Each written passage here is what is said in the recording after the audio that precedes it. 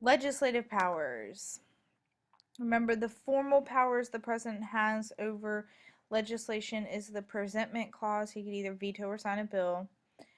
He can complete the, or he has to give the State of the Union address where he can thus propose a policy agenda.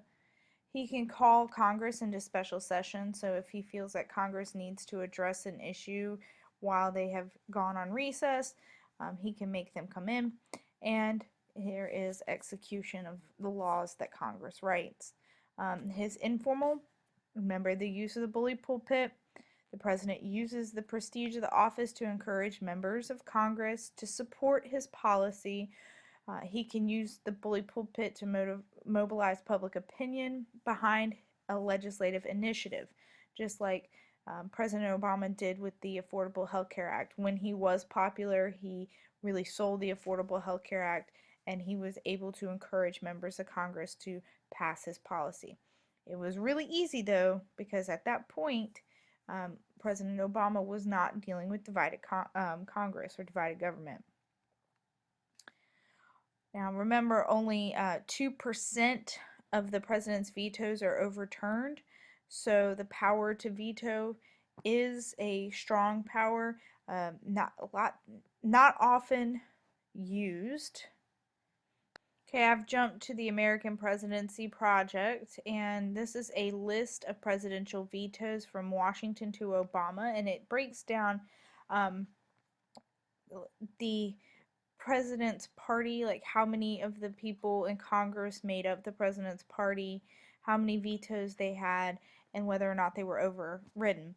So you can see George Washington had, what, 2 total vetoes. Adams didn't even do a veto. Jefferson didn't do a veto.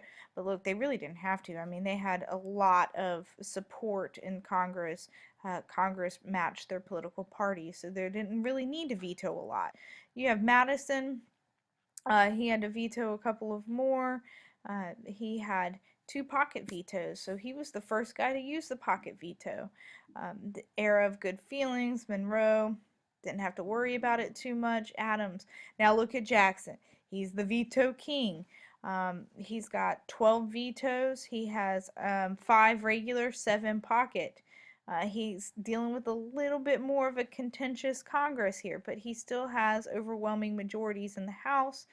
He had no majority in the Senate, so the 23rd Congress was more or less a divided government. And let's skip Harrison didn't live long enough to get any. Tyler had a couple. Okay, we're going to scroll down here to Andrew Johnson. Andrew Johnson's important because if you notice this line of overrides, it's a bunch of zeros and you know, a 1 and a 5 sprinkled in there, but 15 overridden vetoes by Andrew Johnson. So he vetoed 29 bills and had 5 of them overridden. Ulysses S. Grant broke the record here, but now look at Grover Cleveland. 1. His first administration, 414. I don't know. I could go through the whole list, but I'll just let you. I mean, I've showed you this website. You can know how to get to it, so it's kind of interesting. Obama's only vetoed 2 pieces of legislation. So, that is pretty recent information. I mean, data is through December 30th, 2013, which really says a lot about how he really isn't wielding the power of the presidency. But it also can be because the House is not his party. So because the House isn't of his party, he knows that his threatening to veto a legislation doesn't mean as much to these Republicans as it would in this, you know, threatening to veto a piece of legislation when he has more popular support. Okay, back to the slide. The third thing the president and Congress get in tiffs about or conflict over is budget making. The president is now central to the budget making process. He proposes the budget with the advice of the OMB, or Office of Management and Budget. He gets requests from agencies and departments that he administers, but the budget that the president wants, of course, is going to reflect his agenda.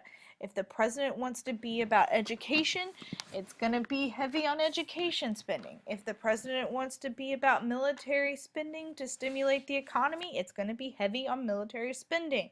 If the president wants to decrease the size of the national government, then the budget's going to cut funding from the national government. Congress in this situation handed over the president power to make a budget with the Budget and Accounting Act of 1921. Um, and that's when the president established the office of OMB so he could get some assistance.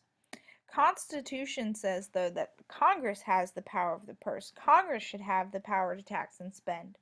Yet in 1921, they handed the president the power to come up with spending and taxing. Now, I'm not saying that Congress has to follow at all the proposal of the president. Okay. The president was able at points to impound funds, which means the president could keep money that Congress had appropriated or given to certain programs. He could keep that spending from reaching said programs. So once the president seems to be using or abusing the power of proposing a budget and the power of impoundment, Congress is going to fight for power back. And they do that with the Budget and Impoundment Control Act of 1974. In 1974, Congress created their own little OMB, the CBO, the Congressional Budget Office. This is a nonpartisan, non-elected group of accountants that advise Congress on budgetary matters. So basically, the Budget Impoundment Control Act gave Congress their own economic advisors that reviews the economic consequences of passing certain budget bills. And it also made the impoundment of funds more difficult for the president. Okay. 4. Appointees. They conflict over appointing people. Confirming a cabinet usually is very easy for the president. So if the president appoints a Secretary of Defense or a Secretary of Treasury or State, generally that person gets their position confirmed pretty easily by the Senate. Because, Congress looks at it as if the president wins the executive branch, if he wins the election, he should have the right to have people who will help him carry out his laws in the way that he feels is best. So it's kind of like, you win, you should get these people. Many White House officials, though, are not required to get Senate approval. And remember, these are the people that are most loyal to the president and closest to the president. Okay. Now, when appointments become an issue is during times of divided government.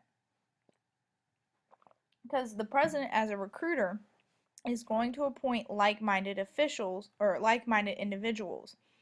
And he's going to do this with the intention of leaving a legacy to perpetuate his party's ideology for years, even after he leaves office. And the opposition party doesn't want that to happen. The opposition party is particularly opposed to having too liberal of a judge or too conservative of a judge on the Supreme Court. And a lot of times, Supreme Court justices will hold off on retiring until they know they can be replaced by a president that thinks like them. So if you're a conservative judge, you don't want to retire now because Obama would probably replace you with a liberal thinker, and you would want to be replaced with a conservative thinker. So you would hold on to your job until hopefully, a conservative president would get into office in 2016. Congress thinks the same way, though. Congress is like, if the Senate is Republican and they had a liberal nominee in front of them, they're not going to want to give them the rubber stamp okay. They're going to want the president to have to find somebody that's more moderate. Now, you can filibuster an appointment just like you can filibuster a bill. So you would talk a nomination to death instead of giving them an up or down vote. Um, we talked about the nuclear option, and the nuclear option did go into play. It went into play about a month and a week, or month and 2 weeks ago. Nuclear option means that in the Senate, the minority party, if they don't like an appointee that the president has put forth, then they can't filibuster it anymore. They have to give an up and down vote. So Obama had put some federal court judge appointees before the Senate. The Senate, of course, is majority Democrat right now. The only check the minority party Republicans had over the appointment of these federal judges was to be able to filibuster or threaten to filibuster. But there was a vote to change the procedures of the Senate, and the vote said we were going to get rid of the nuclear option for debating lower level federal court appointees. Recess appointments can be used for controversial appointees. So if Congress is in recess, the president might hurry up and try to appoint somebody to fill a position that he knows will cause issue and debate in the Senate. And then when Congress comes back, of course, the Senate would have to confirm that appointment. Okay, last but not least, I'm just going to finish the fifth one with the third set of slides. So that's it for this one, and the next video will finish it up.